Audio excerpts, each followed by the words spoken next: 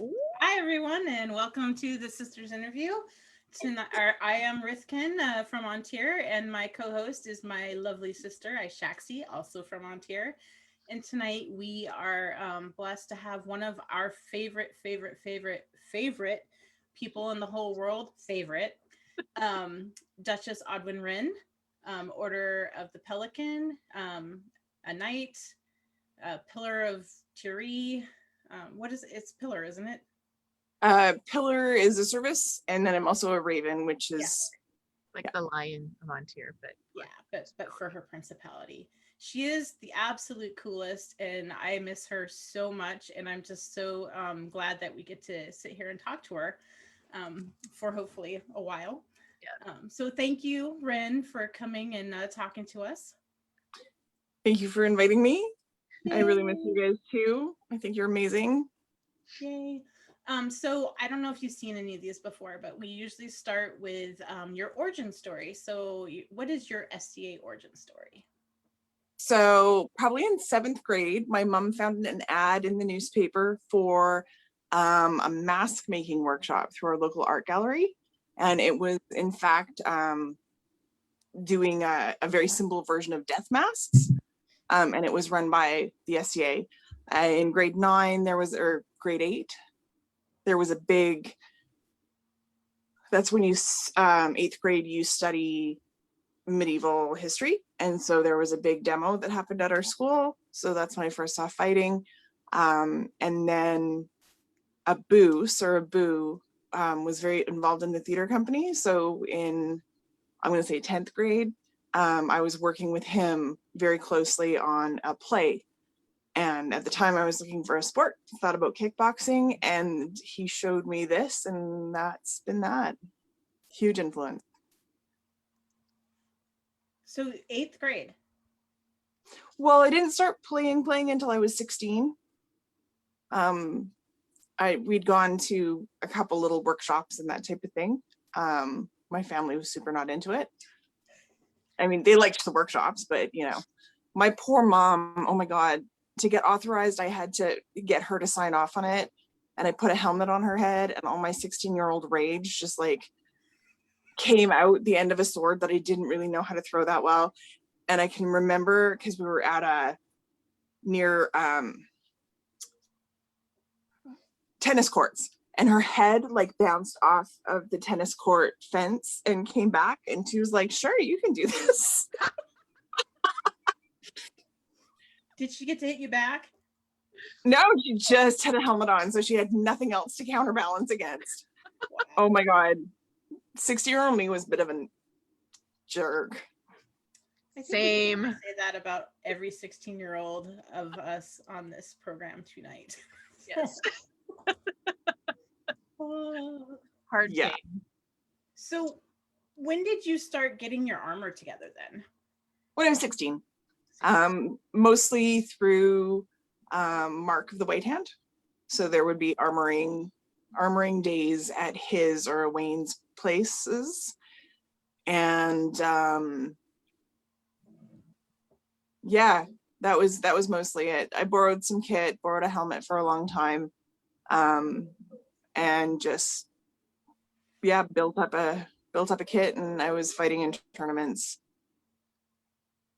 I want to say at 16, but it might have been 17. 96. When was 30th year? I started the year after 30th year. So yeah, 96. Yeah. I think 96, 97. Somewhere in there. Yeah. Wow. Everyone was like, 3YC is this great event. And I'm like, well, when can I go to it? And they're like, you can't ever. Oh, okay. I guess I didn't realize how much older I am than you, but thanks for making me feel old. That's great. For making me feel mature and responsible as an adult. Because we started at basically the same time, but I was 24. I don't know, 23. I can't remember. 12-year difference between Wrenn and I. So yeah, we're both monkeys. Yeah. Oh, okay. So that's the only reason I know that. Yeah, same. He's 7 years younger than me. So that's just 23. I was 23. Okay. Anyway, Now that we have that established. now that I have it all in my brain, so when you first started fighting, did you gravitate toward like a mentor? Abu, Okay. for sure, Abu to start, and then because he was the one doing the training, he was the one who would do the out of armor, like here's what you're gonna do. And then I did start dating a Wayne, and so he became a bit of an influence, obviously. And White Hand, really looked up to Oak when I got a chance to work with him. Loved fighting Max. I'm sure it's a blip in his memory, but that was always a thing to look forward to. Were there a lot of other women fighting when you started out, or was that just you and the guys mostly? Oh no, because we were playing a lot in Krakensphere too, and there was a couple of women fighters out there, so that was yeah, I really didn't like making a big deal about being a woman fighter. Like, you know, some news program came to interview us and was like, well, what's it like being a woman fighter? I'm like, I don't know, it's the same as being a fighter. Like, I didn't have any. I'm fairly tall, I'm fairly strong, or I was, and I didn't know what differences they were talking about at the time. Well, and why would you? You know, you have your experience and you have nothing to compare it to, right? Right. Right. Well, how tall are you? I'm 6 foot. 6 foot. Yeah. And when I first started fighting, I was around 170 pounds. When I got knighted, I was close. I think I was 190. So You were 180 pounds when you got knighted, because I remember you and Savrik were losing weight. right. You beat him to 180. And did you ever hear the story about me deciding that I wanted dessert at a restaurant and ordering him one as well because he was at the other end of the table? Nice. He ate it. He ate it. Nice. Very cool. Friends support friends. Right? Giant door. So for people who aren't from Ontir, most of the people that you're talking about that were mentors to you in fighting were from the Einar clan, right? Can you explain sort of what that is and how it's influential in Tiri? Yeah, so Oak is one of the first knights in our area, was one of the first knights. He's an original knight. He was never squired. And he had a fairly big clan going for a while there, and produced pretty good fighters. You know, a lot of his squires have been knighted, and a lot of their squires have been knighted, etc. So I am actually of that lineage. And then we didn't have a lot of royal peers, and so Jarl Wolf was had been an Oak squire, so there was it was a pretty big clan to become a part of. And then with Max and Abu, that was Darius, Duke Darius, his part of his household. So I never did quite crack into that, but I got to learn a lot from those gentlemen, and I'm very appreciative of it. Is that sort of an explanation? Yeah, definitely. Did you start fighting using sword and shield? Yes.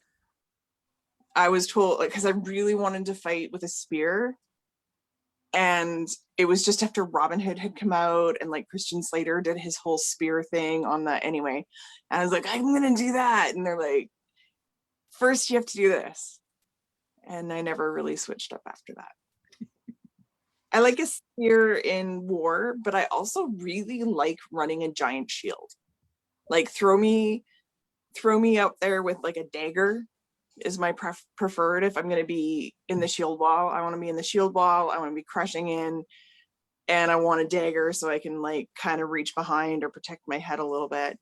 So what do you like about that? Because that sounds like chaos to me. Do you like the chaos? I like the chaos. It's like a big old mosh pit of like insanity.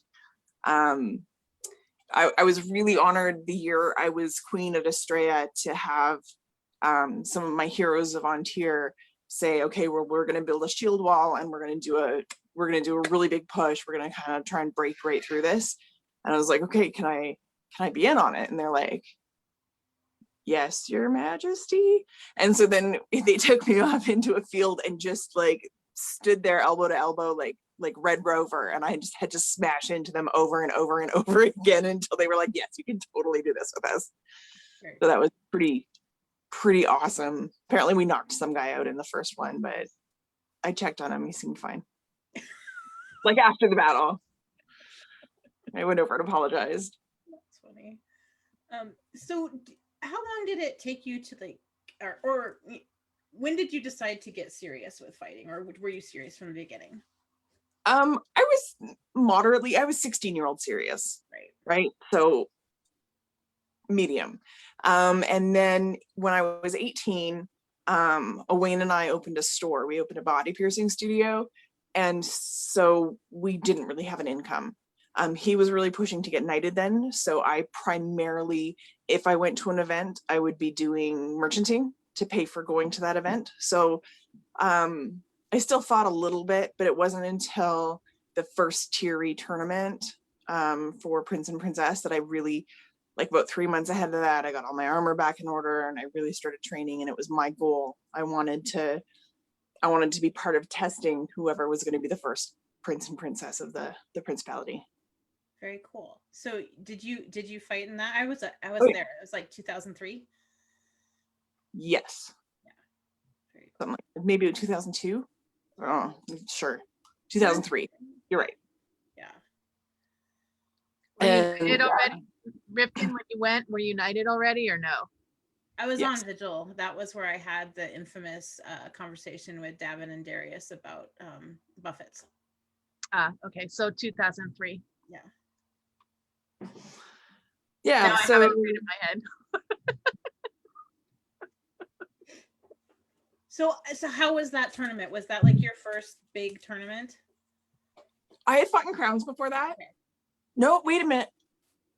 I had fought Squires at Crowns. Squires was my favorite tournament ever. So I wasn't old enough to fight in Crown, but I could fight in Squires.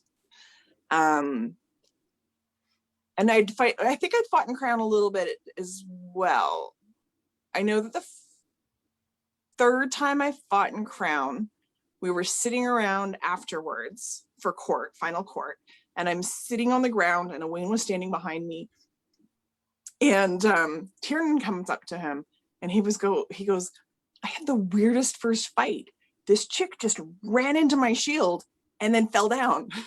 I was like, hi. That was me.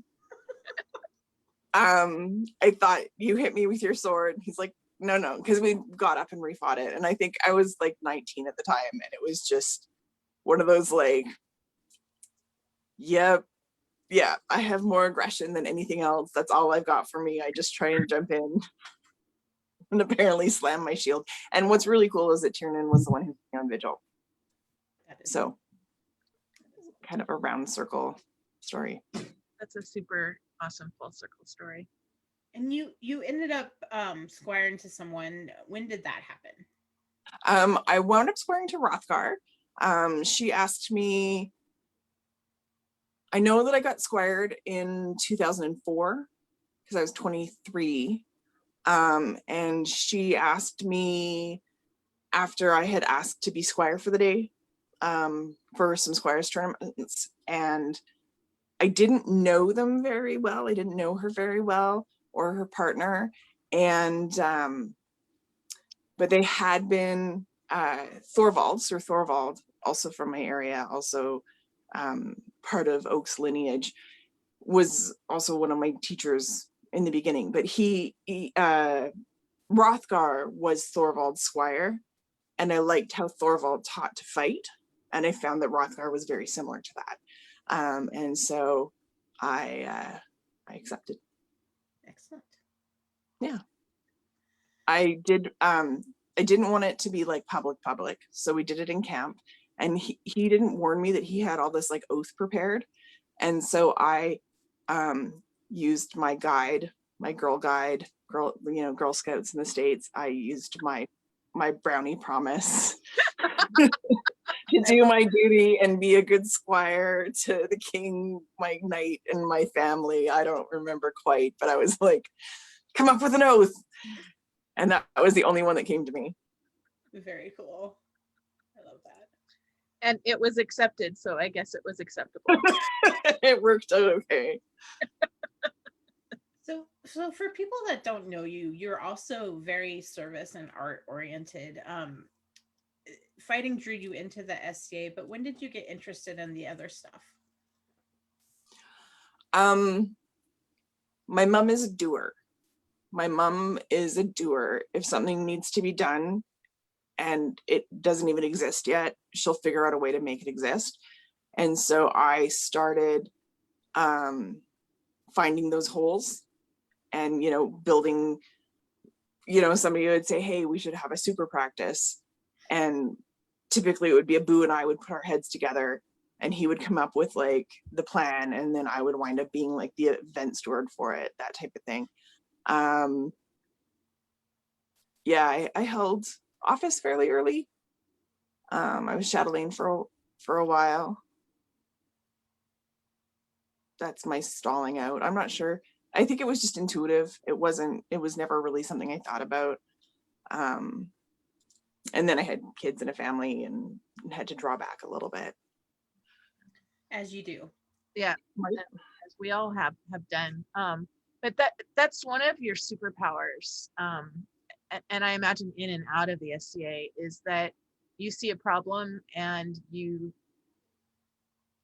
fix it. You figure out what needs to be done, and you have great ideas and you're creative with them, and it's kind of amazing to watch. You're a total force of nature, and I know that you don't feel like you are right now because the kids are, being a mom of kids that age is so overwhelming, but yeah, I do not feel that way at all right now. Nature is crushing me in waves, but such is life. Yeah.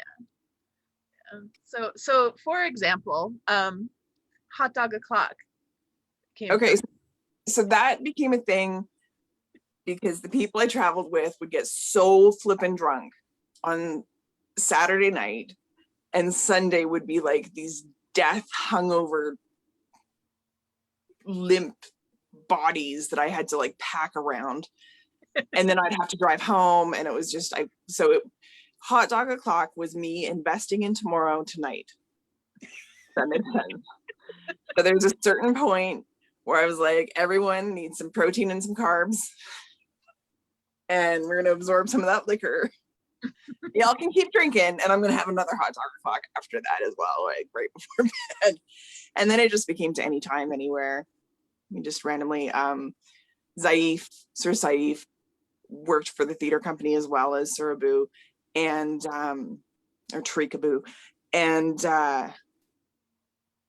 they had a like a prop that they used to bury. It was a cart for a play about the plague and moving bodies. And so I wound up with this cart that was used for moving corpses in the play and retrofit it with a little barbecue, and that became the hot dog cart. I can't believe they let me drag it to so many events. It was in California, it was in Saskatchewan, like, yeah, bless their hearts. Yeah. Do we have a picture of the hot dog cart? I mean, we have to look at it now, but well, and then people would make me like hats and aprons, and it was it was a fundraiser, not a fundraiser. Yeah, and that's also one of your magical superpowers, is just making everything fun. You're like a facilitator of fun. Like one of my favorite things to do is to go eat with you, like at a restaurant, because you see something great on the menu and you'll be like, we're ordering that and we're sharing it. So all right, we're gonna do that.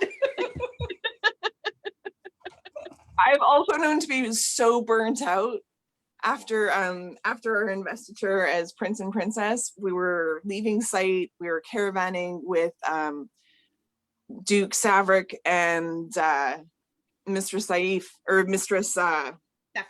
yeah, and we're debating on what to have, and somebody was like, oh, Mexican would be good, and my face started crying, like I was sobbing, and I was like, Mexican would be fine. And I think we wound up at like Jack in the Box or something, because they were like, I don't think she means what she's saying.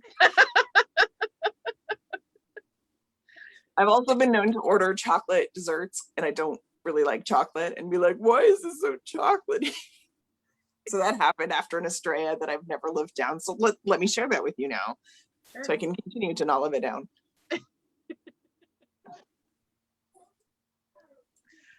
And you know, it's always a good idea to stay away from gas station sandwiches. Oh God, yes. Especially when the power's been out for 6 hours. You guys might have to tell that story later. Right. Yeah. Well, let's pull up some pictures and we can see the hot dog o'clock. So that was Mistress Izzy made me the hat, and I feel like maybe she or somebody else made me the apron, and that was my hot dog slinging get up in armor, you know, because why? And I was gonna say you're still in armor. I think the apron says hot dog o'clock on it too. And so does the, yeah. Oh, I can't see the top. That's awesome. Oh, I have control of pictures. I guess I should go to the next one. Sorry. So the other thing that you do is you've organized a lot of fundraisers. So this was not one that I organized, but I did participate, and it was, I believe Duke Ian arranged for an old truck to be brought to site, and you could bid on parts that you wanted to attack with a real poleaxe. That was fun. And we're wearing I goggles. paid good money for that.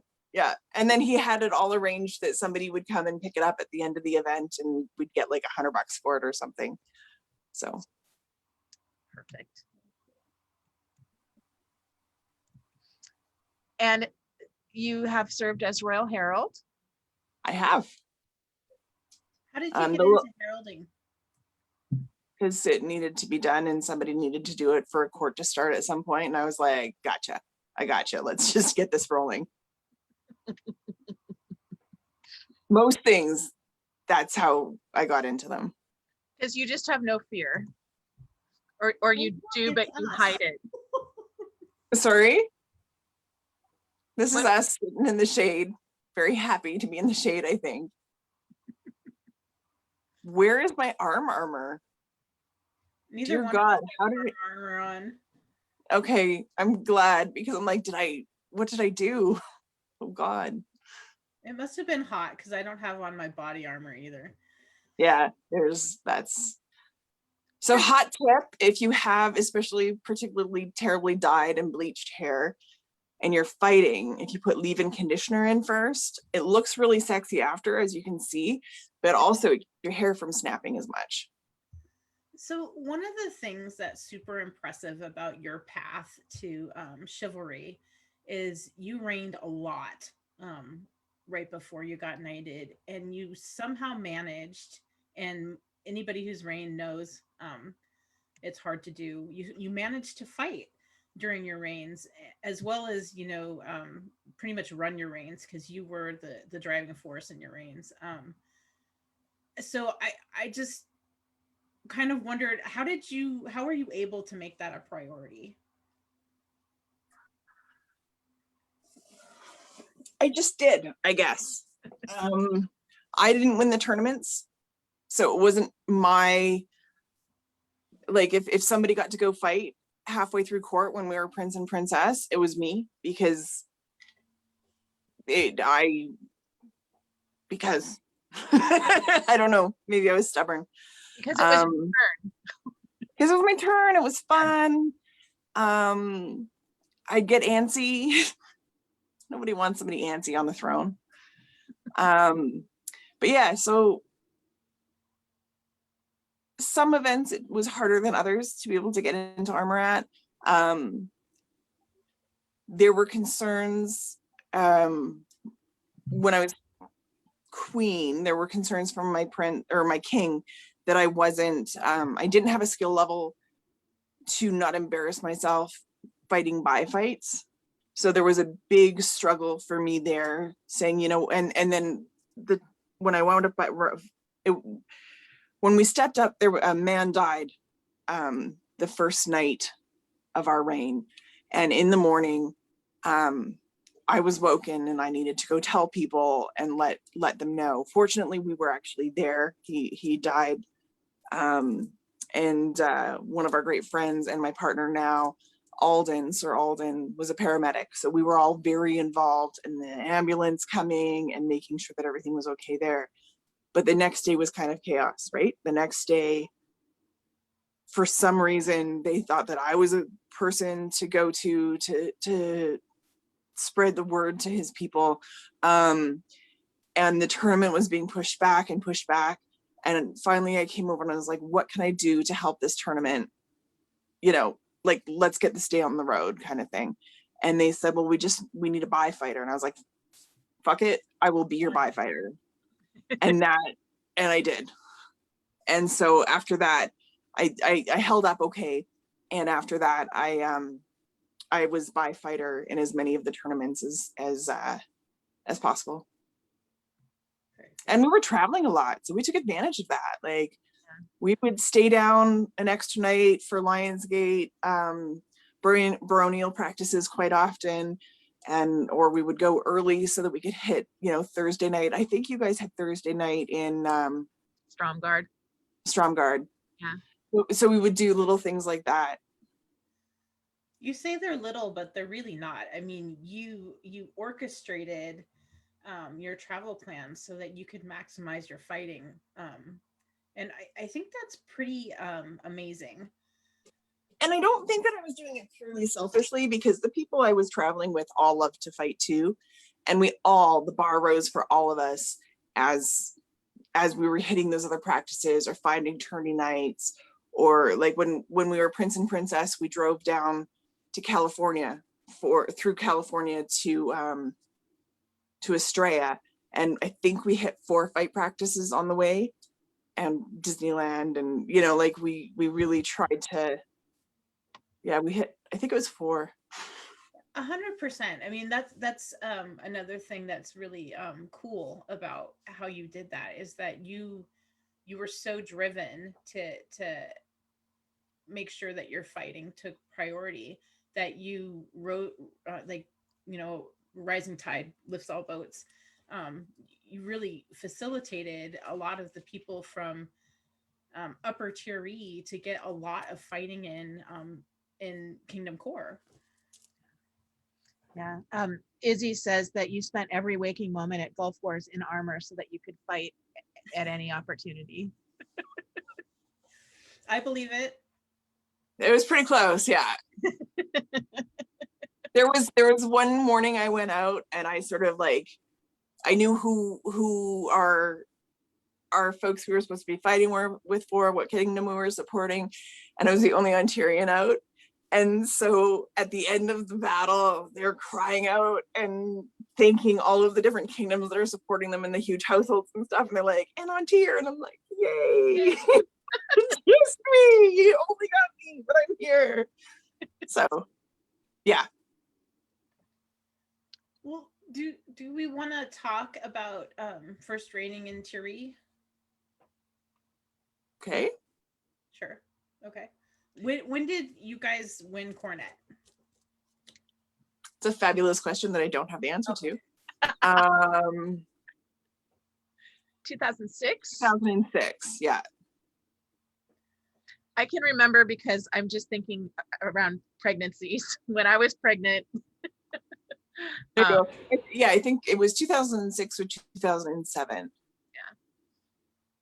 Maybe 2007, because you stepped down and then the next weekend we stepped right up. Yeah. Or we didn't step up, we run crown. So I think you are right. I think it was 2007. And the only reason that we were able to fight in that crown is because I found a fantastic site for our step down as prince and princess, but it was only available the weekend before our traditional date. It had nothing to do with me wanting to fight in crown. It was just like, it was on a lake, it was beautiful, it had cabins, it had like, it was just such a gorgeous site. Yeah, and then, you know, a couple of days later, we were crown prince and princess. And I think that that really worked as a fighter for Owain. He had no expectation during that tournament, right? He walked in fresh. He just had a reign. This was just, it was going to be a good time, and he did okay. Yeah, he did okay. That's when I got to meet you much. So, And that was the beginning of our friendship, because I accosted you. you were like, I'm going to help you make costumes. And I'm like, I love you forever. I've looked up to you. I've sort of stalked you, but I don't know if I ever told you this, and now it's on. So same. I had been watching you for years and just thought you were like, and when you were going to be queen, I was like, I'm going to make her feel pretty. I'm going to make her all the clothes. And Izzy will remember this, is we sat down in the court where they made us. This is, I'm not going to tell the story. Anyway, I will. And I had only brought one bra, and it was brand new, and it was a really deep V cut. And so we're bowing to have the cornets put on our head, and it busts out. So it's still under my clothes, but I have this like one breast that's like in the center of my chest. And so as we're walking to the thrones, Izzy, who I hardly knew at that point, didn't know well, just we're both from theater backgrounds, so it totally worked, but she just like shoved her hand and moved my boob over, and like, I don't remember, but it was one of those like, okay, we're friends now. And then you were like, I'm gonna help you with costuming. I'm like, oh my God, I need so much help. I've already had a massive wardrobe what felt malfunction, and I've been crown princess for like 46 seconds. I think she's the only one who noticed, hopefully. Well, now everyone knows. So Now everyone all 4 people watching, hi. more than that, but okay. I can't see on mine. So tell me about reigning in Thierry. Were you already sort of hooked into, I mean, I guess you would be, with Owain being a knight up there. We had worked on a lot of other reigns, and I knew people were really burnt out. So I tried really hard not to put too much on other people. Safia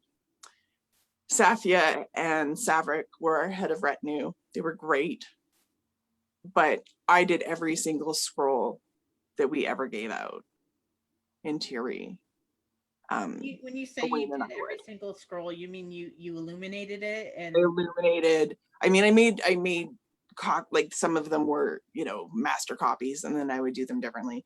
But my theory was I would always be there if they were being handed out, and I could do my own calligraphy then, because that totally makes sense, right? So we did all of the awards, and that was kind of special to be able to do too. It's a pretty cool thing. Okay, it's special, but when did you sleep? In spurts and fits. Yeah.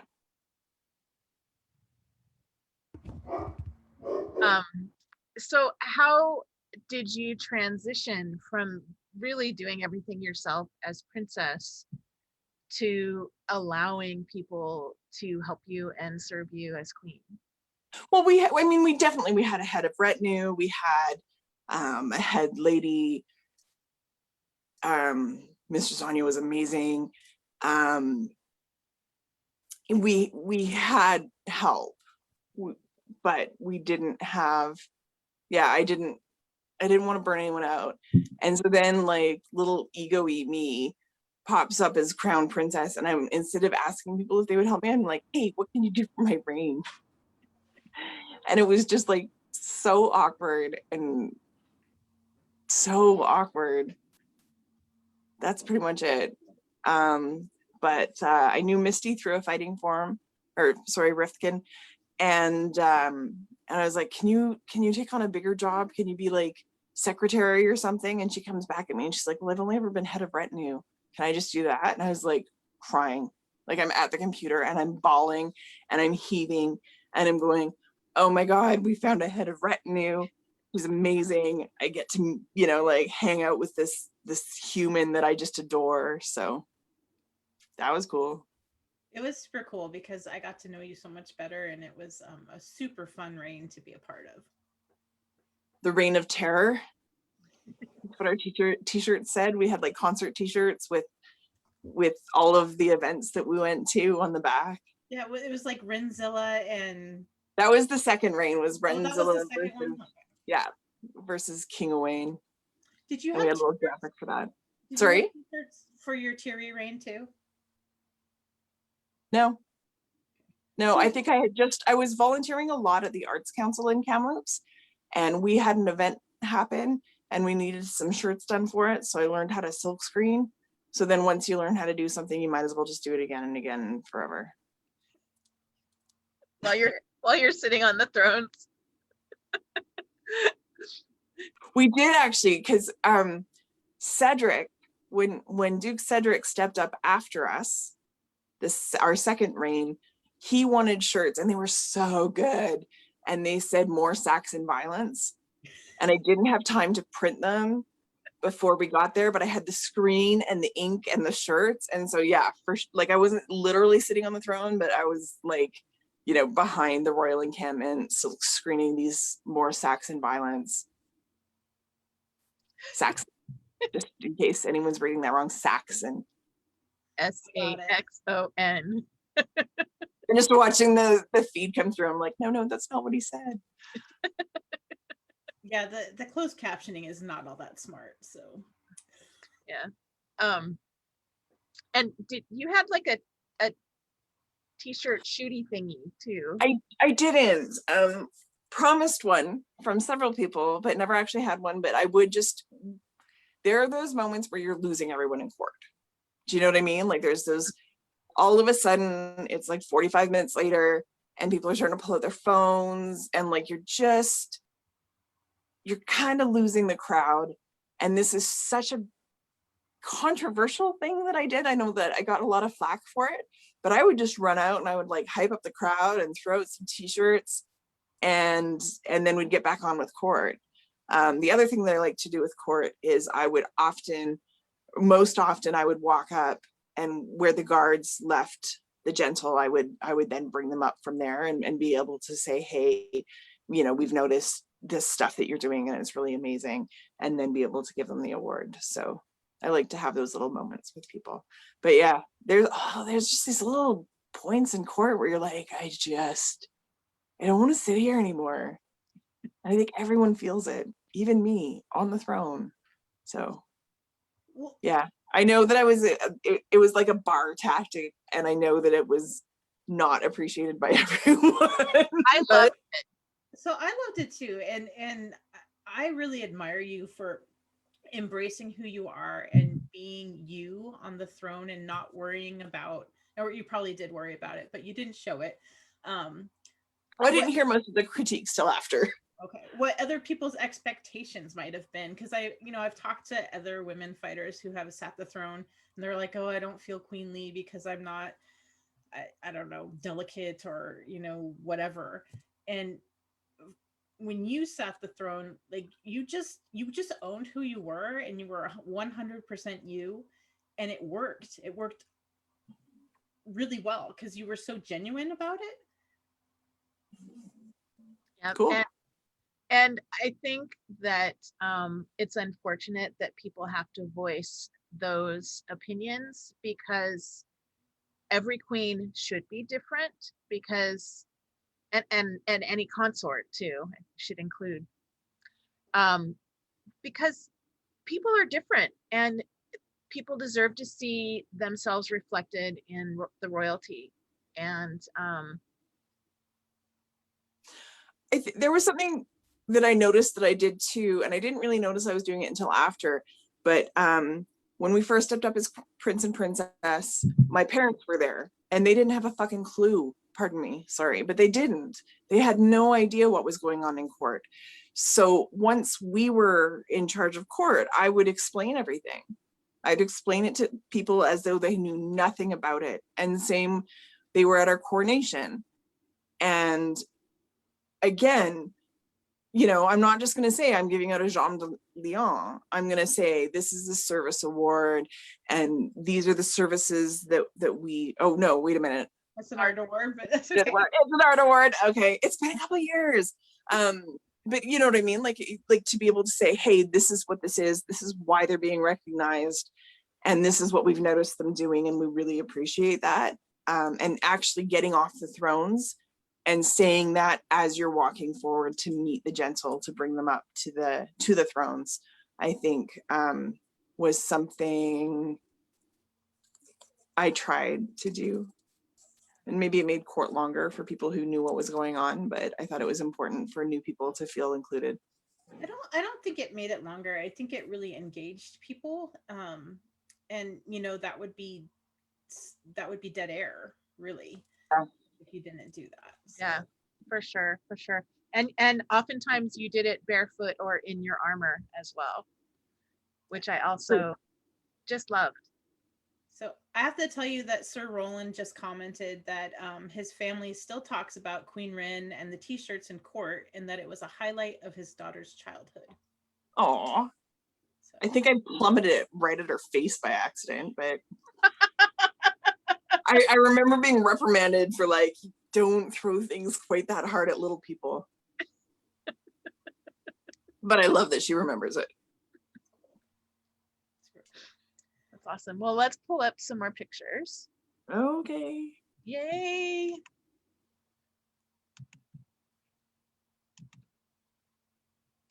That's a pillar, which is a service award for TRE. That was one of the first dozen, I think, that were done, and that was for Sir Max, and I got to create that. And so he is a Roman persona, so I studied a little bit of Roman column making, and I carved that in Latin. Wow. Yeah, it was soapstone. It's beautiful. Max has no idea what an influence he's been on so many people. He doesn't. We love Max. Uh-oh. Yep. Hold on. I'm getting out of control. We love you, Max. Okay, so I have these out of order. So let me actually go back to, okay, so this was right after you stepped down, is that correct? No. No. When we stepped down, sorry, total dead air. I need a t-shirt. When we stepped down, Cedric and Elizabeth stepped up. Oh, that's right. Okay. And then I believe that this was the following reign. Okay. With Tiernan and Miranda. So I'm going to disagree and say that this was Tiernan and Miranda's second reign, and that they followed you because they won the 2010 May Crown, and this is their step down in 2011. I have no idea then. That's what I think. Okay. Anyway. I have this vague memory of Duchess Elizabeth going, "Where's this thing I gave you?" And me going, "Oh no, she knows about all the things. I have to actually find them all right away." Because this is the event where Arminius got knighted, right? This is the event where Arminius got knighted, yeah. Okay. So you here are being put on vigil and elevated to Pelican, right? Yes. Yeah. Which was a complete blindside. Were you offered a vigil? No. No. Okay. No, I was not. I wasn't actually offered anything to swear on either. I was like, "Can I have the orb for a minute?" And they're like, yeah, okay, but we got to get on with court. I'm just gonna like hold it, give it back. And then not directly after. Is it directly after? I think No, there were a few. no, it wasn't directly after. It was about an hour after, because after that I had left because I was supposed to be court heralding. So I have to say that I definitely messed up the laurel ceremony I did right after my pelican ceremony, because I was just like so flustered, and the person had an incredibly complicated name that was not spelled phonetically. So there's a lot of like she, her, this gentle. At least I could edit on the fly. So yeah, this is about an hour later when I kind of brought myself to comfortable with the idea of being a pelican. I'd come back down. I was sitting with Ashoxi and with both of you, sort of towards the side, and I got called up again. And the first time I hadn't been paying attention, and they'd had to call me up 3 times before I paid attention enough, because I thought I was there to herald. So I was going over heraldry notes in the back. And so when they called me up for my pelican, I think it was 3 times before I responded. So they called me up this time, and I just cheered immediately because I'd actually heard them the first time. And then it was right after Payne was knighted, and he went by Dispenser Dupain or something like that. Dispenser, Sir Payne Dispenser. That was all it was. Okay. And then and I just remember Tiernan saying, and now we would like to invite up a true Payne Dispenser. And I was like, that was punny. And then they called me up, and I was in utter shock. So yay for puns. They called you up for what? Say it. All the knights were already there. Okay. And I don't really, it's all a big blur. I just remember the pun because I love puns. Or I appreciate a good pun, but that's, yeah, I don't know. I do remember that all the knights were already up there. I think it was right after Arminius and Payne were knighted. Very cool. So this looks like Ursulmus. I love Ursulmus. And this is you're being put on vigil again. Yeah, that was vigil for knighthood. So that was both in the same day. So can we talk about that day? Because I mean, that's a pretty big day. You get your well, I guess it's your second peerage because you're a duchess already. And then you're called up for another one. And both of them were out of the blue for you. I mean, you weren't expecting. I had sort of at that point in my life, there was a lot of change happening, and the joy that I had in fighting was not enough, if that makes sense. So I still was fighting. I was still really enjoying it, but I needed something else in my life. And so I had started a burlesque troupe and a monthly burlesque show. So at that exact moment in my life, I was like doing just tons and tons of classes and costuming and production. Like I was the producer, right? So I was more in that world, sort of. And maybe that's what was needed, is I needed to just relax and hang out a little bit and not be rabid. I kind of always wanted to get knighted. I wasn't sure if I would. I really wanted to be a squire.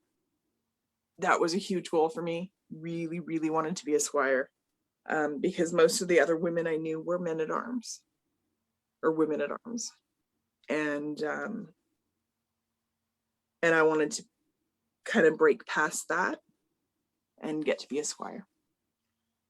So, I mean, don't get me wrong, super stoked to be a knight, but that surprises me a little bit, because when we were hanging out while you were reigning, you were such a confident fighter, that it surprises me that, you know, you just didn't sort of, yep, I'm going to be knighted eventually.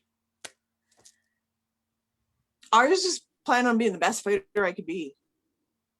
I remember, oh my God, everyone's gonna mock me. Anthony, Duke, West, King of Ontario. Uther. Uther. Thank His you. I'm Royal like, Majesty of the West. yes, Uther. Tried to have a pep talk with me. He's like, what do you want to be? And I'm like, I want to be a really decent fighter. I want to be a really solid fight. That's what I want. And he's like, why don't you want to, like Wrenn and blah, blah, blah. And I was like, I want those little joy moments where you're fighting and it flows and some drill that you did just comes out and you don't even realize where it came from. And it's like finding $10 in your pocket. I want those moments. That's what I'm looking for. And he was, His Majesty was not super impressed by it. He's like, you need to reach further, doing his best, pep talk. But that's really what I was looking for, was those magic moments. I wanted to be good enough to fight with my heroes at war. And I wanted to be good enough to hold my own and fight them in tourney.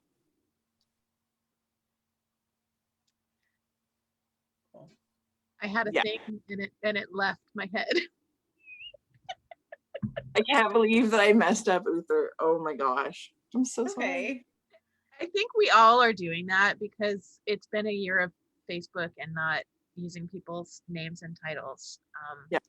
If at all. I mean, if you're tuned into the SCA at all, and a lot of people just aren't, and that's totally fine. There's nothing wrong with that. So Rifkin likes to talk about being in that zone where you're one of the hot squires and what a great place that is as a fighter. And it sounds like you were kind of there and just enjoying that. I guess so. I have to admit, I never really fought after I got knighted because I wound up with a concussion when I was on vigil. And that concussion wound up lasting. The effects of that concussion were quite lasting. So yeah, that's why I don't much of my knighting ceremony, is because I had the concussion about 2 weeks before that. And honestly, I pretty much lost the month of May. Like I couldn't tell you what kind of things happened in that. Well, I know that you did have that period because I remember going to Uprising with you, and I don't know if you were queen or crown princess at the time, but we went to Uprising together, and you fought, I think, the buys in the unbelt, or no, you fought in the unbelt tournament. And I remember Duke Sean coming up to me and going, she's going to win this tournament. Did I? I don't know. I don't know if you won or not, but he was completely confident that you were the best person on the field, which is pretty fucking cool. Yeah. So I don't know if I ever told you that, but you've never told me that. Well, what other secrets will I learn? Kellen says that you were queen. So yeah, I was queen. That was a great trip. I really liked that event. It was a super fun trip. The Garmin, I guess back then we're still using the Garmin, tried to take us off-roading to get back to the hotel. It was the weirdest thing. Oh my God. Anyway. But we were somewhere with like a 24-hour spa. So like after the whole adventure, we were just soaking in the hot tub. Yeah.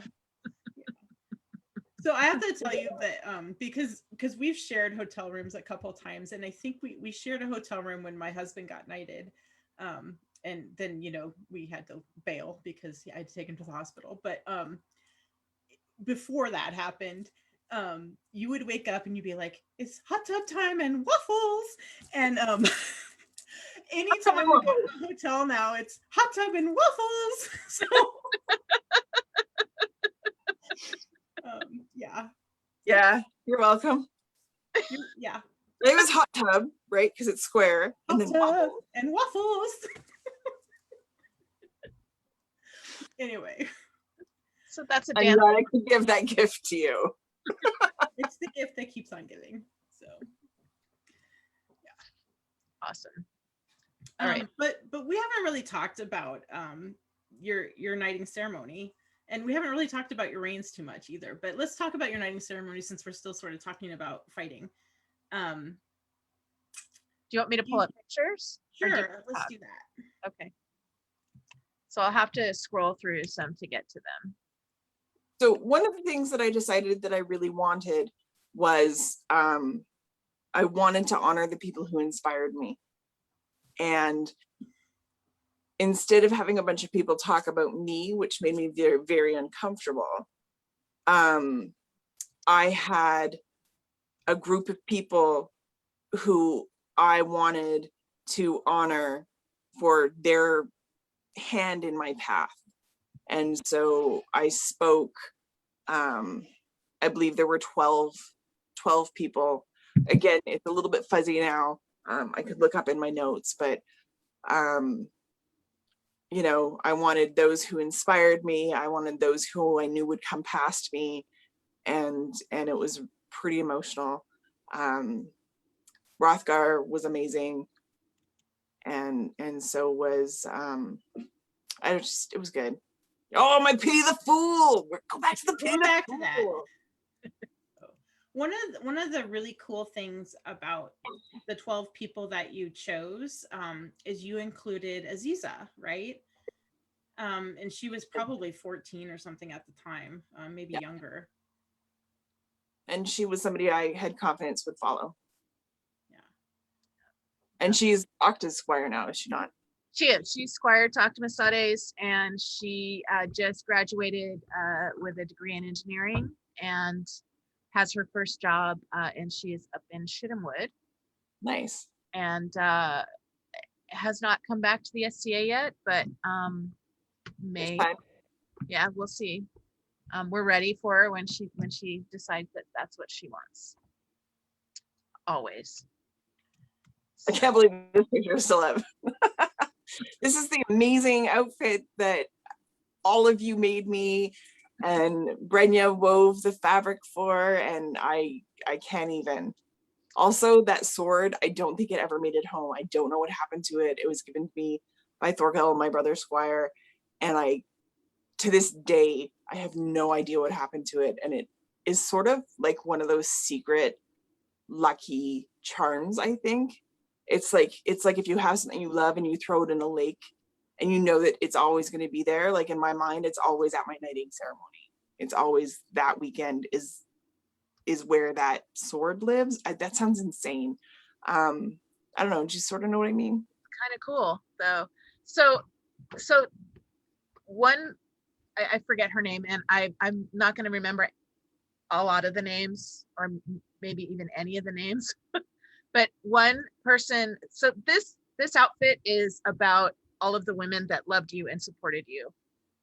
There's 1, 2, 3, 4, 5, 6, 7 pieces, well, 8 pieces of trim. Somebody wove the fabric for the coat. And they were all different people. Yeah. And the cufflinks or the clasps at the wrists. Mm-hmm. And what I love is that I did once, probably when I was 19, I had a dream that I got knighted. And in that dream, I had a very specific dress on with very specific trim on my wrists. It was some of the first trim I'd woven. It was like embroidery thread and inkle loom, and you know, like not super fabulous, but I vividly remembered my hands on a sword with that trim.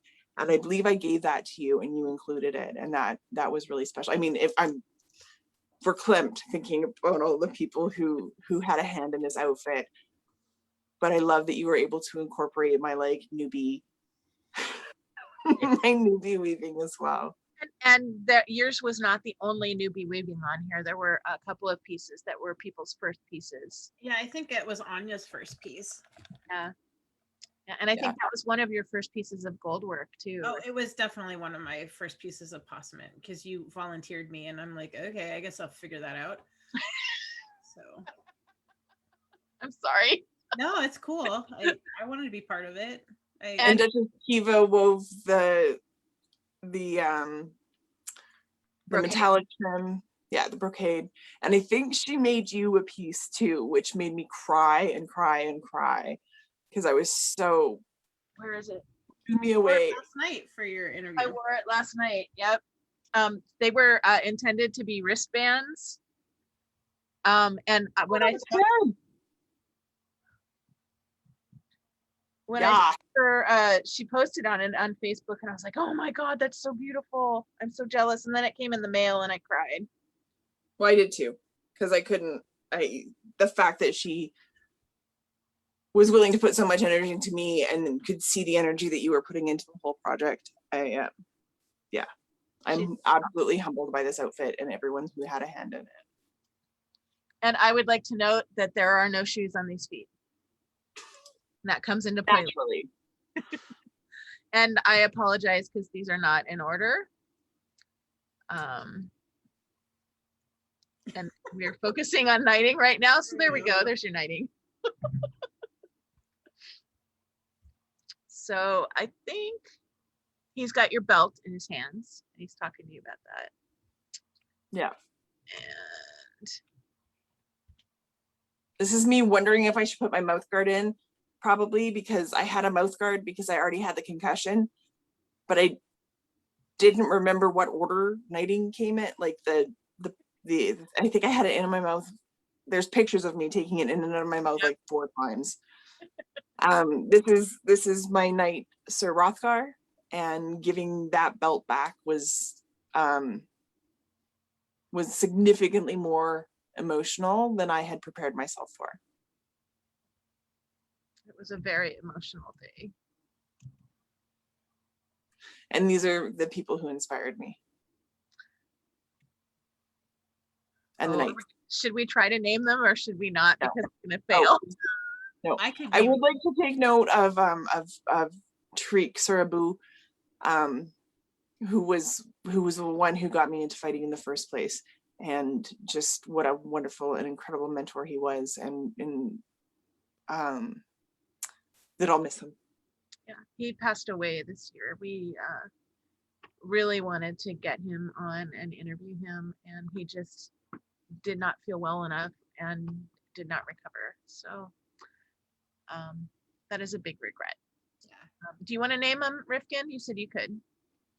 Yeah, that's Viscount Stein, Sir Rorik, Viscount Liam,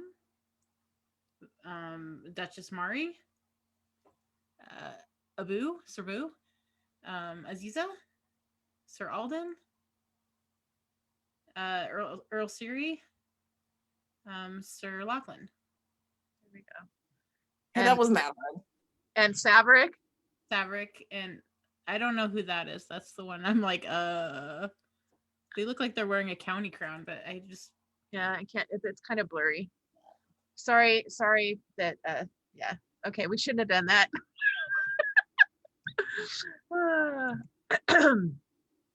So this is just post Buffett. And this is pre-Buffett, and you have your mouth guard in. I don't know if I was brilliant or silly by doing that, but I don't remember it being a conversation. I remember it being handed to me. Yeah, it was not an option. You had to wear it. And this is you swearing fealty on the sword of state, or who's somebody's sword? Was it the sword of state? Do you remember? No. Okay. It very likely was either my knight's sword or Oak's sword. And that is you putting your mouth guard in, and Queen Tasia putting your belt on. Tell us about this belt. This belt is Oak's original knighting belt. I believe it was Duke Thorin's sergeant's belt before that, and it was painted white. And Viscount Oak has passed it down. I think it's gone through pretty much every knight associated with that clan. So it's had a lot of people. and it's not white anymore. No. Mm-mm. And I didn't get to keep it for very long. I got to give it away very quickly, so that was an honor to get to wear. This is about the only thing I remember because I had a concussion. As I looked down when they were about to do this, the Spurs, and I went, oh my God, I forgot to put shoes on. And felt a little stupid. So there's me with my barefoot. it was perfect because when you both of your reigns, you were barefoot all the time. I mean, that's kind of, you're known as the barefoot queen, and nobody batted an eye. They just rolled with it and slapped the spurs on your bare feet like it was no thing. Boom. Yeah. There's Oak and Thorin watching. So beautiful. And this is throwing some t-shirts around while you're queen. Woo. Me offering the camera a hot dog. So I know you said you don't remember much about your knighting, but do you remember whose chain you got and whose spurs you got?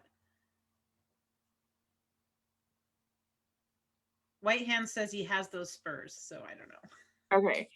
I had a torque from Count Arnsbjorn. I had a Torgal torque, and that was my chain. I was given some different items on that day, so I'm not entirely. I didn't read my notes before the interview. It's fine. It's fine. It's major concussion. Let's just. It's one of the things I like to ask because regalia is so interesting. Yeah, but I was absolutely floored that Arnsbjorn knew who I was, let alone you know what I mean. Let alone wanted to give me a nice torque. Yeah, really nice torque. Yeah. Very cool. I think that you have influenced more people than you realize in a positive way. So there. I know you love hearing that. This whole interview is so awkward. I can't even tell you. Love you guys, and that's why I'm doing it. I have no idea. Yeah. Okay, well, let's talk about, look, it's hot dog o'clock. Look at that. And my body part. We had a hanging lamp. The only condiment was mustard. No choice. Mustard doesn't go bad in my camp kitchen. Mustard is the only condiment. Yeah, that's all you need on a hot dog. Yep. That's all there was. Although for Tiernan and Miranda, they had a party at one point where if you wanted to enter Crown, you had to go present yourself at this party. And so I had my hot dog o'clock, and they had their twins, and I brought little ketchup packets for their twins because they didn't eat mustard. So I broke the rule once. But it was for a good reason. I love this picture. Where do you remember where you are? It looks like you're. I believe that we were at Ontier West. Kiva was queen of Drakenwald.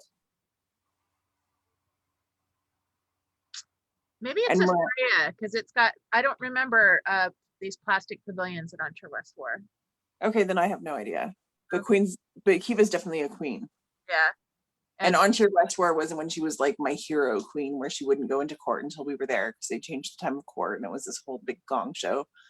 Oh. Izzy says it was Ontier West, and you're queen and Miranda's crown princess. Well, there we go. And there are umbrellas in the drinks. Well, yeah, clearly. I paid for that feast. We're gonna decorate the table with it.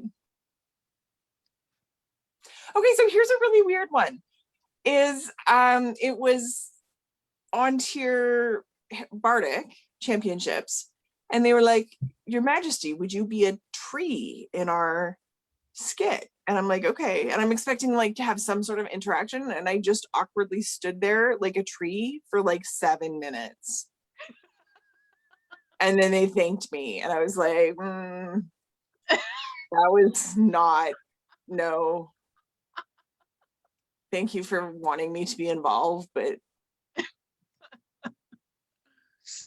That is an amazing picture. Look at all the joy in your face. Am I doing t-shirts? I might be. Yeah, I think so. And Olin was our champion. He was such a good sport, and he hauled the hot dog cart down to the war field at Ontier West, and we there were so many fighters. We were like cutting the hot dogs in half, and it was amazing. And man, that hat looked good on him. He's a sexy beast.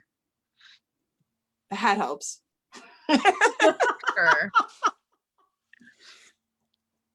Yeah, so that's, I literally had a barbecue. Like I had this beautiful sort of period cart with like a Walmart barbecue on it. It worked. You fed hundreds. This is the same Ontario West, I believe, and yeah, because I'm queen, and I thought that it was really important to fight with rapier fighters. I had read up a little bit, and I had authorized for it, and I also, at that Ontario West, I wanted our fighters to, instead of showing their personal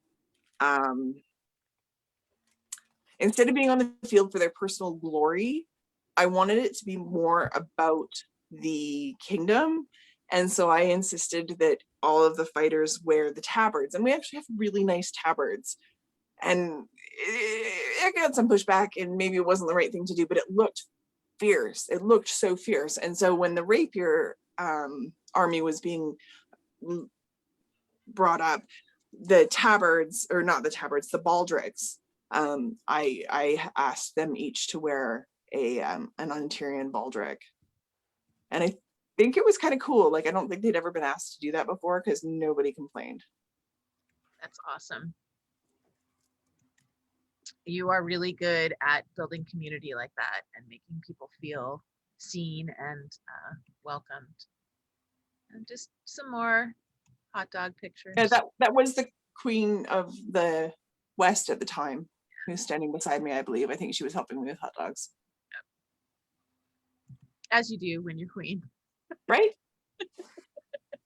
Izzy says you guys went through 144 hot dogs. And I think we cut most of them in half. It was a little bit crazy. And that's me thinking. And that was all on your dime. You bought all those hot dogs, and you never charged for them. Oh no. And Duchess Ludwiga. I think that this was a thing where they couldn't come to the war, and so so we just did that. Yeah. Now I have to say, for my pelican, that she gave me my pelican token.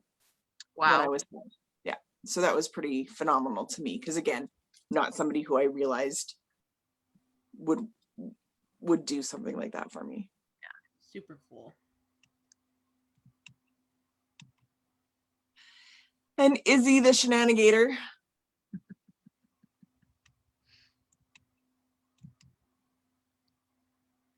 And a horse. I don't know why there's a horse there. And there's our Constance. There's Constance. And she was our head of retinue the second time. Was she? Yes. Yes.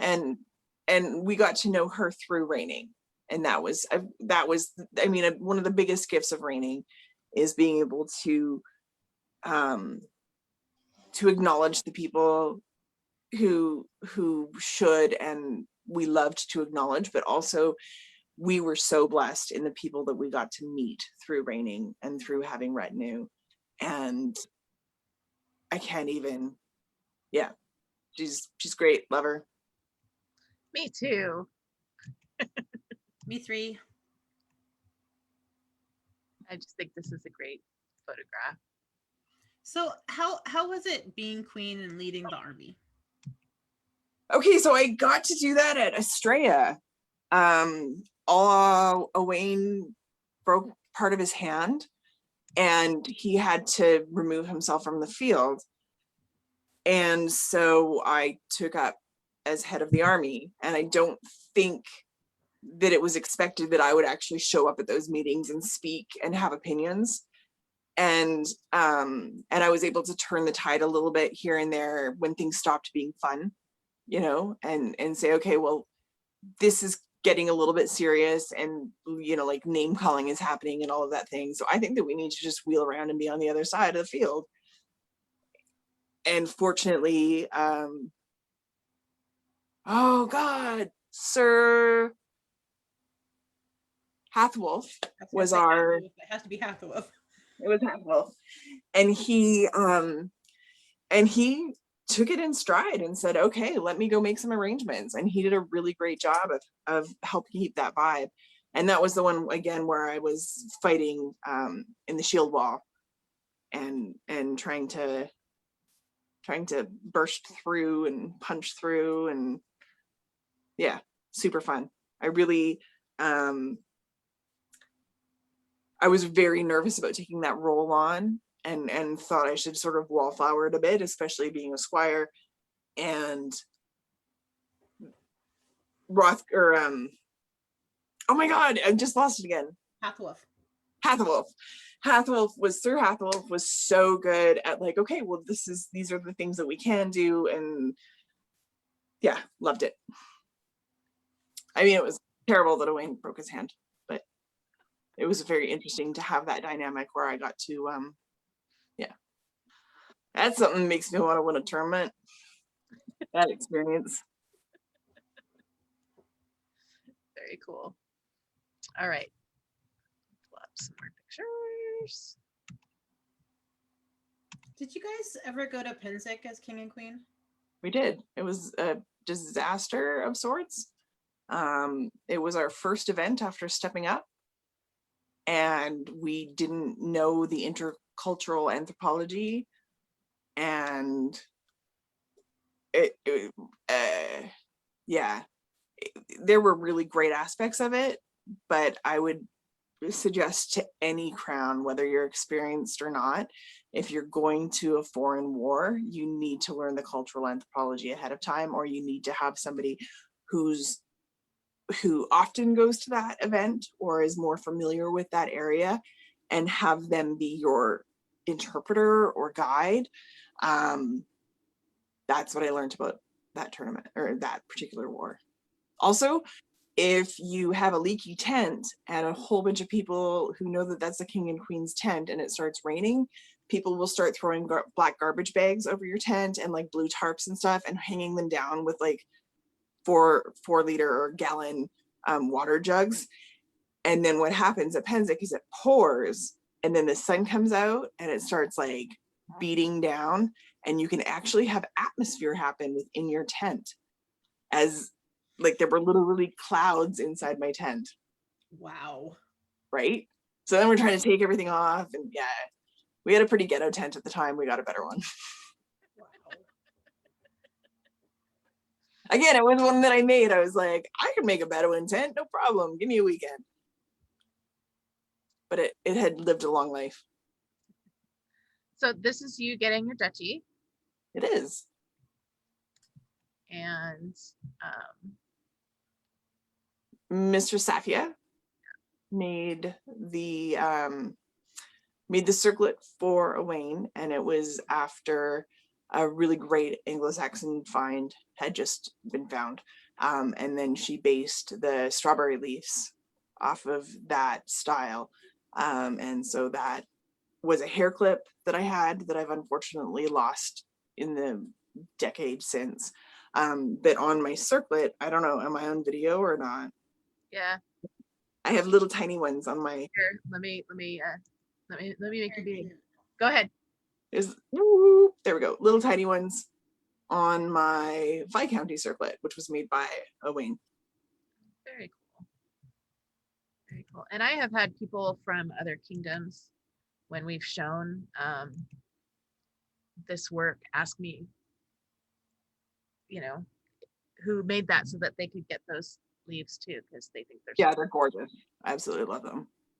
I loved that you did a hair comb for your cornet, and that I think your scroll was a mirror, wasn't it? Like a period. My Viscounty scroll is a mirror, and then this is my ducal scroll. If you want to, yeah, I'm wearing that, and then my knighting scroll is another wrist cuff. Very cool. So cool. I love useful object scrolls. Oh my god. We were going to like a drunken party Vardo night in Avical the last pick. Yeah. I love these pants. I want these pants. Yes. Well, that is Arwen in the background. She's the designer of the pants. They're now sold in my studio if you're ever in Kamloops. And that's Theo's mom. That's Alden's mom. And there's another hot dog cart shot. Because Yeah. apparently I'm really fixated on that. And you marshal too, because I do. In your 'Cause it's armor so, so that you can fight the buys as well. clearly. If they'll have me. so awesome. So I know that you're not playing a lot right now, because you have a very successful business and you've got kids and you have a lot going on. But go ahead, what were you gonna say? Well, I was thinking about that, and I keep saying I don't play a lot anymore. But I was looking back at the calendar in the last couple of years, and we've been going to 6 or 8 events. Like, we're still, like, it's still a fairly active. It's just that it's not an event every weekend or, 3 weekends out of 4 anymore. So It's a normal level of playing instead of a crazy level of playing. sure. Yeah, but I still haven't been fighting a lot. So right now I'm like, just started strength camp and starting to sort out my armor and stuff. And I feel like I'm ready to start training again. Anyway, go ahead.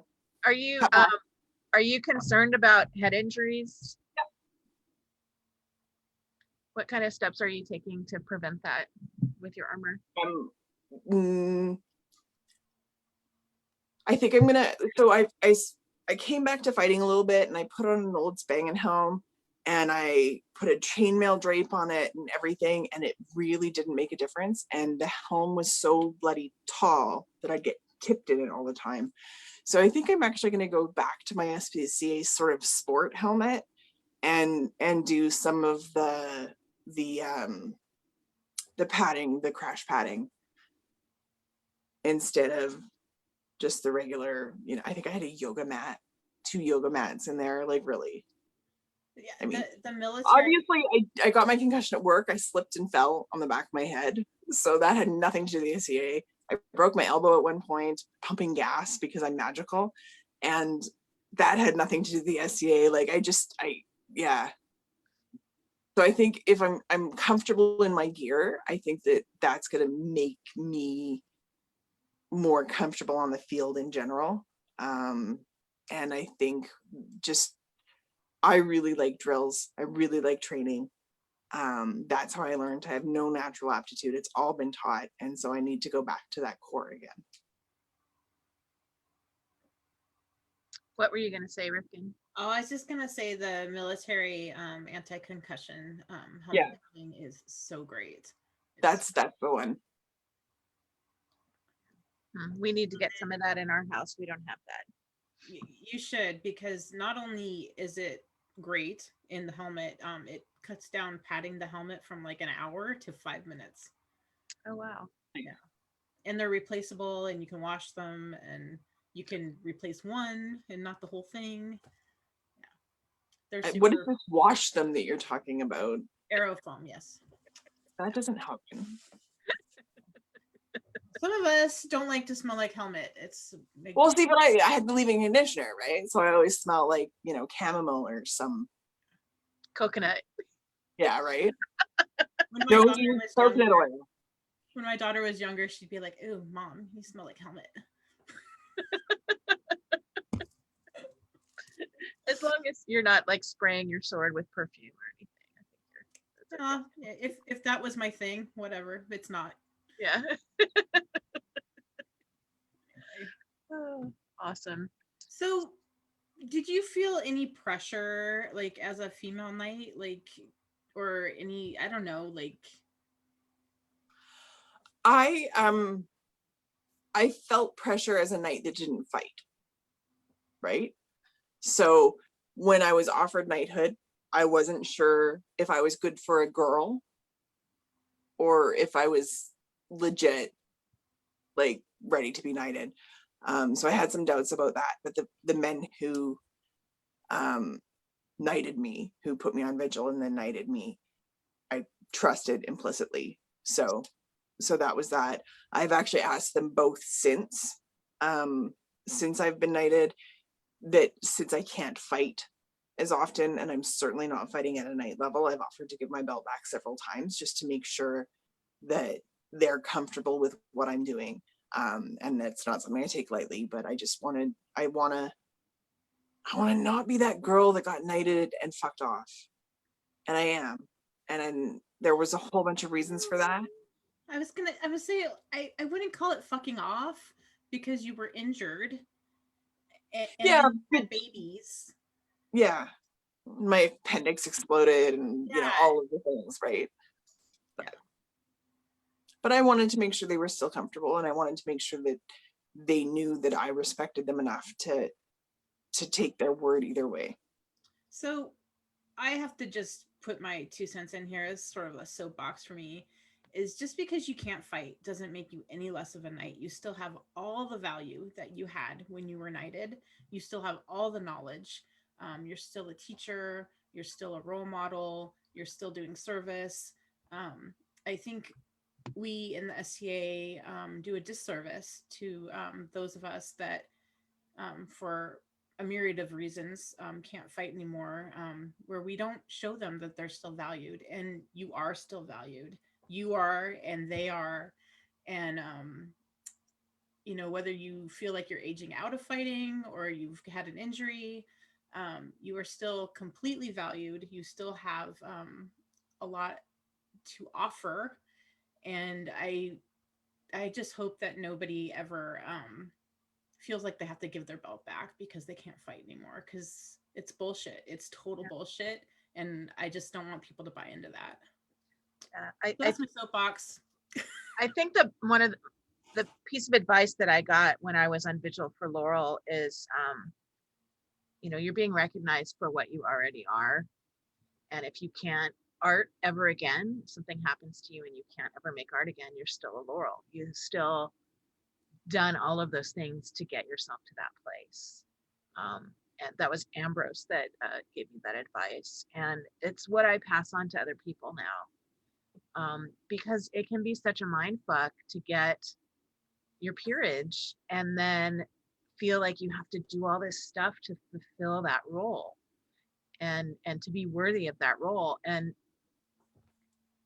you are in that role because you were worthy and you are worthy, and that doesn't go away. That's not something that's disposable or that does not have an expiration date, unless you're a complete asshole and no, that does not apply to you. But I think that's really important to remember for all of us, because I think everybody goes through that of not feeling worthy.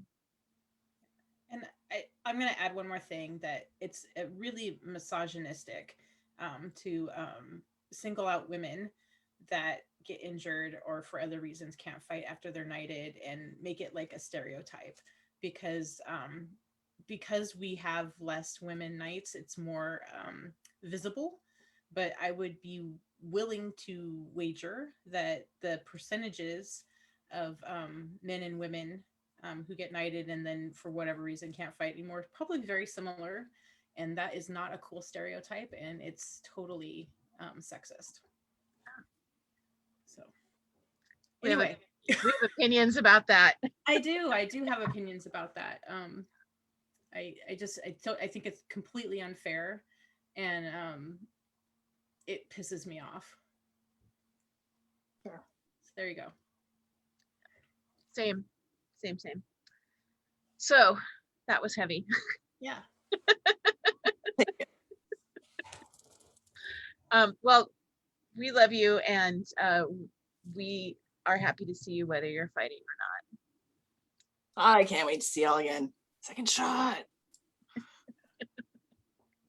Are you guys scheduled to do second shot soon? I think we have in 10 days we'll get our appointment. Awesome. Canada's all weird. I got an AstraZeneca for my first, but I'm going to try and get a Pfizer for my second because I'm like completely in the like, I could have a stroke. I smoke, I'm over 40, I take birth control, I'm not super active. Like I'm going to opt for a different, hopefully Pfizer. We'll see. Anyway, I'm so total happy that you guys up there are getting second shots. It makes me happy. Maybe eventually we'll all get to play together again. Right? Yeah. Dare to dream. Soon. Well, is there anything that you wanted to talk about that we haven't covered, either of you? Yeah, actually, even before you had kids, you were very, very good about and active in including kids in the SCA and making them feel seen, not only as queen, but just as Wrenn. And I know from going to a Crown up there when you have your own kids that there was a water park across the street, and you guys made time during Crown to take your kids to the water park. My question is, what made it important to you before you had kids to include kids and make them feel seen? And because I'm also a parent and I know how hard it is, how do you find the balance? Alden is amazing. He's an amazing father, and he often will spearhead a lot of those things. And it's like magic watching him work with the kids and that type of thing. He's pretty magical. We love you, Alden. And then I don't know, they're people. They're spending their weekend there. I was in Brownies and all of that kind of stuff, and I there were fairy trails and legends and all of that kind of thing. And I think that it's important to try and bring, and I'm not trying to say that we should, bring elven ears in or anything like that, but bring some of the magic of being a kid and being camping and having all of this, like, how cool is some of the stuff that you're around and the people that you're around and the stories that they can tell. Even though I sometimes just read, if you give a mouse a cookie, those types of books, but I think it's just important for people to be people. Yeah. The year that I had my daughter, I was pretty overwhelmed with having two kids at events. Yeah. And an infant, and you would just come and take our son by the hand and just go on adventures with him. And he thinks you're amazing. And I think I probably just saw a look on your face and was like, I think Sam needs a little walkabout. It was really rare for me to get that kind of support. And I can't tell you how valuable it is. And I want you to know that I will always be there to give you that kind of support if I can. So I want you to know that. I love you. I love you. Superpowers, and I think one of the reasons why you're so good at filling niches that you see is that you read people really, really well, and you are so willing to just make things happen. It's super cool. I'm a huge fan. Yeah, I've had a hard time with our kids. I wound up with really severe postpartum depression with our second. And so one of the things that we did is first we got a tent trailer, and then we upgraded to a trailer, and we would bring a babysitter. And that would help me, if you're potty training, oh my God, potty training in outhouses is so hard, that kind of thing. And just having that extra person to support. Yeah, we brought one of those little potty training toilets. Yeah. And just had the kids go in the tent and then emptied it. Yeah. Because kids in porta potties is not happening. No. So we again, like with the teary rain, we tried to be as independent as we could plan for. But I have no idea what it's gonna be like. I got a 6 and a 7-year-old now, so they both got really into water bearing in the last year that we played, and just had a blast doing that. So hopefully, yeah, it's going to be interesting, because I was watching your video, your interview or round table on raining, and I'm like, I want to fight. Alden wants to fight. We're going to need to hire maybe Sam or whoever, right, to hang out with the kids. And if they want to do water bearing or whatever, that's great. But somebody needs to be like, I can't have my head in both places. And that was that's what one of the things that I gained from that interview, and I really appreciate it now, just dipping my toe back into the fighting world, that it's going to be something that I need to be aware and to plan for. Molly is 12 now, and she is all about the little kids. Okay, perfect. Yeah, she would love that. So, deal. Perfect. Okay, well, we cried. That happened. At least we weren't puking at the time. Okay, so I guess we're gonna have to tell this story. You go. Okay, so we went it wasn't last year. It was the last year, 2019. So it was the last year that we were able to play, and we went to Idaho to Artemisia for Sir Colin's knighting. And we had a travel day, and we went straight to the event site to go to the vigil so we can make the vigil party. And we had her clothing to deliver to her. And so we didn't stop to eat because we wanted to make sure that she got her clothing in time. I am somebody who does not do well when I haven't had enough food. And Wrenn is the same. And so we left the vigil a little early, and we desperately started trying to find a place to eat in the middle of nowhere in Idaho. Do you want to take the next leg? So we find a gas station, and we're like, we have cash, just sell us something. And she was like, fine, you can have 2 sandwiches for $5 or something. And we're like, perfect, that's exactly what. No, wait a minute, I have to go back. So that's how we got the sandwiches.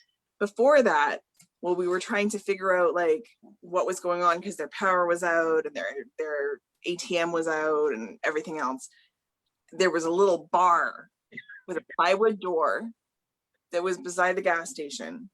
And I was like, maybe they'll have like chips and nuts and, like bar crap, right?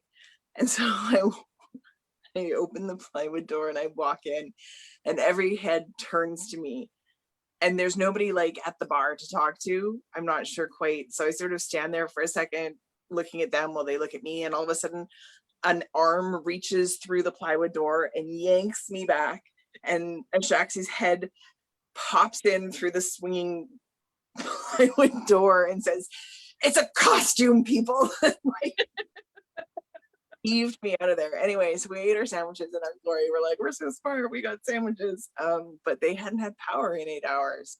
And so then I was like, I don't really feel so good. And Rithkin wanted to go back to the event, and I got in the car and I was like, I don't think I should go back.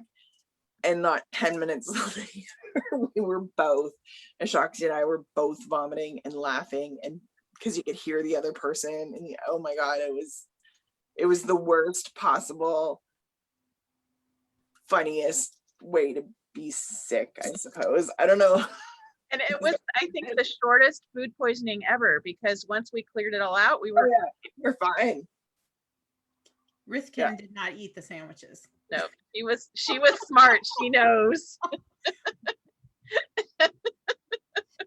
But it was terrible because we were really in the middle of nowhere and there wasn't anywhere to eat at all. I think the closest fast food was like 40 miles away or something. And yeah.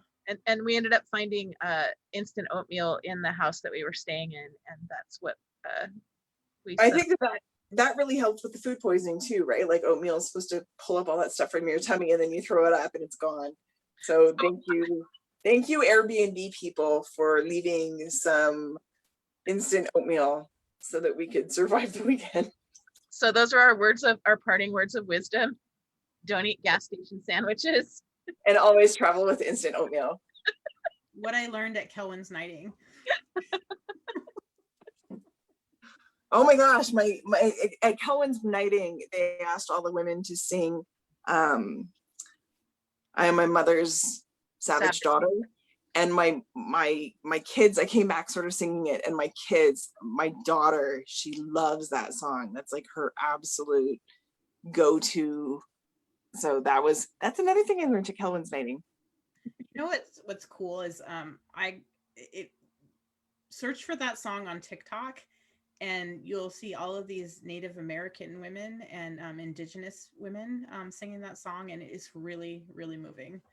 Yeah. I did. I was a little bit worried about it because of the word savage and how that can be taken as a slur. And there is a Facebook group for Indigenous and people who settlers who are aware or who are interested in their opinions, and trying to honor that. And I posted the song, and I asked, should I have my children running around singing the song? And it was an overwhelming yes. And it is an original SCA song. It was done in Avocal. Yeah. But I will search that. Because of course we just had the 215 children found like 2 miles away from me, right? So Yep. Look, I took it in that direction. So we need to somehow figure out how to honor that. And yeah. I don't know if it's even possible to make amends for something like that. No. But we as a family, we went over, we talked to the kids about it as much as you can. We read books as much as you can. I mean, they're 6 and 7. And I believe that even though these atrocities happen to children of that age, I don't need to scare my children in teaching them about it. I don't need to traumatize them that way. Which I struggled with, because I'm like, well, it happened to kids this young. How can I not explain it? And so we kind of came to a way of explaining it with them. And there was a sacred fire burning. And of course we parked in the wrong spot because you're supposed to go down to the powwow grounds to be part of the public mourning. And we wound up at the sacred fire. And then the powwow grounds were actually too full. There were too many people there to show their respect and to show their support. So I had brought like vigil candles. And so we just sat in the grass where we could feel the drumming and talked about how important family was, and had our light. And anyway. Something that we don't talk about in the United States is that we had those schools here first, and we did that to thousands of families as well. But our schools are all torn down. People don't even know where they were anymore. That has been completely erased, and we don't even acknowledge that it happened here. So that's a problem. I'm really looking forward to seeing more Indigenous personas. And the event that I was honored to be a part of stewarding a couple of years ago was a brainchild of Duchess Kiva and His Lordship Draven. And we had elders, some who have since passed on, and it was basically an intercultural event, arts and science event. So we had SCA teachers, we had Indigenous teachers, and it was it was interesting because the Indigenous teachers came in with this idea that they were like a dog and pony show. And like, I'm going to show you how to do this thing. And then a lot of the SCA participants, you know, the way that our classes work are like, okay, now, can I feel that? You know, how do you harvest that? Where, you know, like what kind of ground are you looking for? And I think that they were fairly impressed, or not impressed, but it went differently than they expected. And we got a lot out of that particular event. I don't know how weird I'm sounding talking about it, but it was quite lovely. I hope that that you are able to put on another one of those, because I would really like to participate. I wasn't able to last time, but I think it's a fantastic idea, and I would love to support it if it happens again. So. I think that it will. I think that it might be a bi-yearly thing. I know that Kiva's looking at maybe hosting it in Lionsgate next, because she's quite involved with anyway, yeah. I don't believe it's dead. Awesome. I look forward to that for sure. Anything else that we want to talk about tonight? So you want to know my favorite dorky movie? You want to do a final 10? I should ask you the ducal questions. Oh, are those ducal questions? Shit, never mind. What is your favorite medieval-esque or period movie? Ever After with Drew Barrymore, and the Romeo and Juliet that came out in the 90s. With Claire Danes? Yeah. Nice. I don't know if it's period. Whatever. I'm taking it. Romeo and Juliet, it's period. Right? Yeah. Anyway, sorry, that was the only one I'd prepared for. No. Who is your favorite fight ever? That event where I was talking about, just like I'll be the bi fighter or whatever, and I bought one of my bi fights was with Optimus Audis, and he one-shotted me and called it flat, and I managed to hit him with the exact same shot right after and call it flat, and then we had like a knockout fight, and it was amazing. And I think that might have been it. That was so like zone. Very cool. If you could talk about fighting for an hour with anyone, who would it be?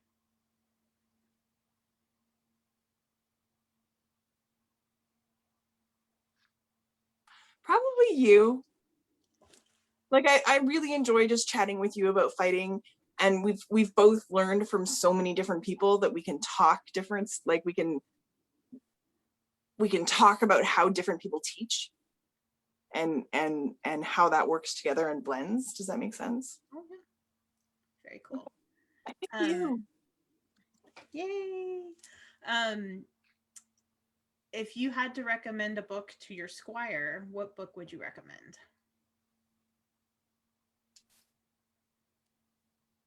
Oh God. See, I was only prepared for the movie one. Okay, well, skip the book. No, just give me a second.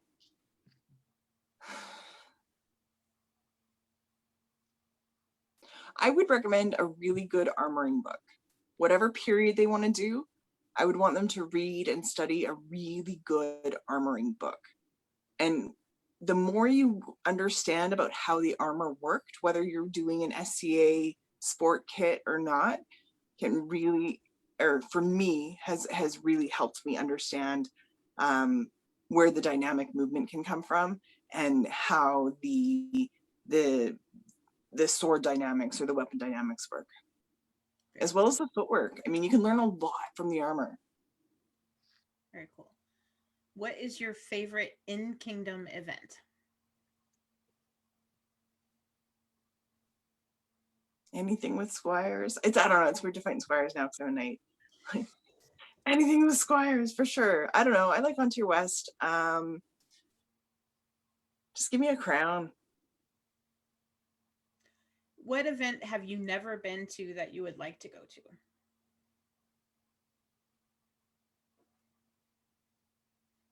Probably Great Western. Me too. Oh, no. What's the Storm Guards? Storm God. That's the one. Storm God. Next year? That event sounds amazing. Come hang out with us next year. Yes. What's your favorite in-kingdom tradition?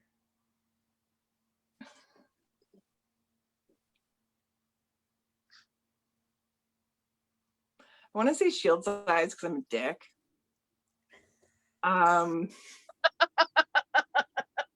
It does make fighting more fun Um, to watch. I like the color of steel. I know other kingdoms do it as well.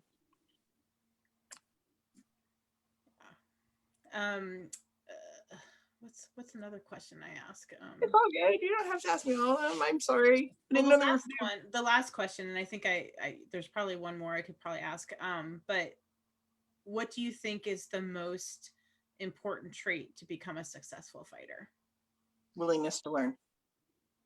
Be coachable. Very cool. Super cool. Yay. Thanks so much for having me on. Thank you And for all my awkwardness. thank You did you, Theo, great. for watching the kids. Yeah. Yeah. Thanks to you. I would like to thank Theo and Lord Voldemort for entertaining my Doing the children. Harry Potter thing. That way they are doing the Harry Potter thing. Very cool. You look like you're in the closet under the stairs for the interview. Yes. I kind of am. This is technically our library, so you can see all the little kids' books here. This was my daughter's her first bedroom, so her bed was literally under the stairs. But she's got, you know, a bedroom with a chandelier now, so. Ooh, Fancy. that's it. All right, so should we talk about what we have coming up this week? Yes. On Sunday the 13th, I'm going to have Sir Attias on Leveling Up, and he's going to be talking about metalwork and how to fancify your armor with it, a little repousse and other things. So that should be really, really cool because he's a fantastic artist. He is. And speaking of fantastic artists, on the 15th on Branch of Laurels, I am going to have Carl Braden von Sobernheim. I hope I said that correctly, who is a Laurel, Pelican, and Griffin of Artemisia. And then on the 16th, we are interviewing Her Ladyship Ticina from the Summits. Who's fabulous. So that's going to be really exciting. And just to start giving people a heads up, we are going to close out June and then take a month off. I will be, we aren't really talking about it yet, but we are going to be helping out a friend with a new show that she's going to be doing, and we will talk about that in a couple weeks. But July we will be taking off, and we will be back in August. So. I'll still be doing Leveling Up in July. We just won't be doing the sisters interview on Wednesday. So, okay, you guys are amazing. Great. Thank you for what you do. It's really been our pleasure because we've met so many really cool people and it's kept us engaged. Yeah. But I really appreciate that people appreciate it. So yeah, for sure. For sure. So, and we wouldn't be able to do it without people coming on like you. So thank you. Yeah. So thank you very, very much. And I miss you so much. I can't wait for the border to open and for us all to hang out. Yep. Absolutely. Thank you. Thanks, everyone. I'll see you next time. Good night, everybody.